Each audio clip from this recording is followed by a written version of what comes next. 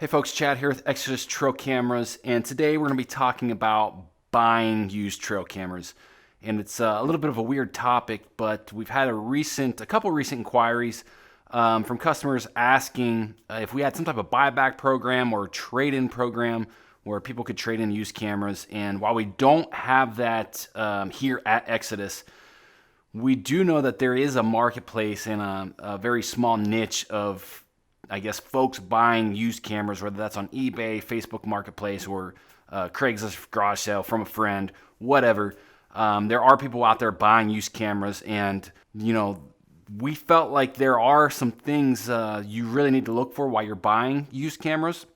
And again, there's so many options with affordable cameras, whether it's wireless or standard SD card cameras, that even if your price point is $20 to $500, there's certainly a camera that kind of fits your budget that you can purchase new. But there are some people out there looking to save some money and grow their inventory or grow their camera assets, and that's a smart thing to do sometimes. So we just wanted to touch on several things that we think that are super important when buying used trail cameras.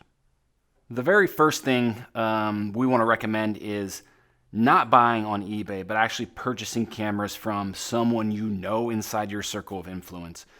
There's a lot of stuff that happens on eBay, and I don't want to talk solely bad about eBay. There are a lot of good sellers there, but when you're buying something from someone you've never met or don't know, there can be a lot of bad stuff that happens, and we see it all the time in these buy-sell trade groups on Facebook. So if at all possible, if you have someone inside your circle that you can make that purchase through, that's one thing we would certainly recommend. The next thing that you should consider is if you find a camera model used and you have interest in that, the first thing you should do is probably search for some reviews to see what kind of feedback that product is actually getting. All products have their quirks. It doesn't matter if you're buying an Exodus, a Reconyx, a Wild Game. All the cameras are going to function a little bit different. They're all going to have their quirks, their pluses and minuses, their pros and cons.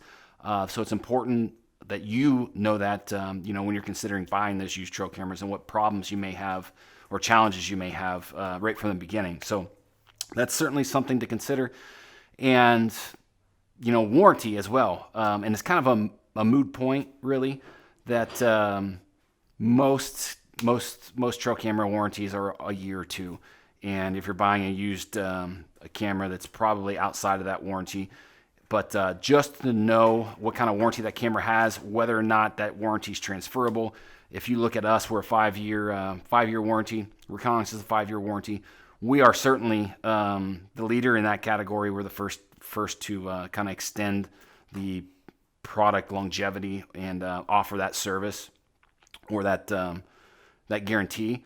But our warranty is not transferable, and we do that for a couple of reasons. One is if someone tries to make a warranty claim with us and it's not valid, and for some reason we don't guarantee that product, and then they go to sell those on eBay, and it's a faulty camera, well, we don't want the next person who experiences our brand to also have an issue. So checking to see if those warranties are transferable or not, another valid point.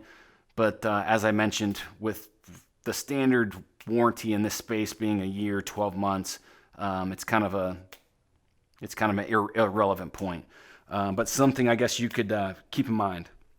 So you've gotten to this point where you've found some used cameras, you've done a little bit of research on the reviews, the pros, the cons, the warranties. The next thing I would say is really important is checking the manufacturer's manual for that product. So knowing what the battery type that they recommend, knowing what type of SD cards are recommended, knowing that stuff ahead of time so you can plan if you do decide to purchase. And following that step, if you're buying from someone that you can obviously have a discussion with them, making sure that those cameras work, maybe get some visual evidence of them turning on, visual evidence of nighttime performance, daytime performance, all of that, making sure there's no SD cards. But if you're buying on eBay or buying on Craigslist or Facebook Marketplace, don't be afraid to ask for some documentation of these things actually working before you make that transaction. And then the last thing we want to mention is wireless cameras. So everything that we've talked to up until this point covers wireless cameras, covers standard SD card cameras. But when you're looking at wireless specific, there are a couple added things that you need to make sure that you kind of cross off your list or put a check mark next to. And that is, one, whether or not a SIM card is going to come with that camera, and two, whether or not the IMEI is already deactivated from that previous owner's account. So typically when you have a wireless device like an Exodus Render, when someone goes in and activates that camera, the IMEI on that module is tied to the data account owner. So with Verizon, once someone scans that IMEI in and it's associated with their user account, that stays active with that user account for up to 6 months without any use, I guess.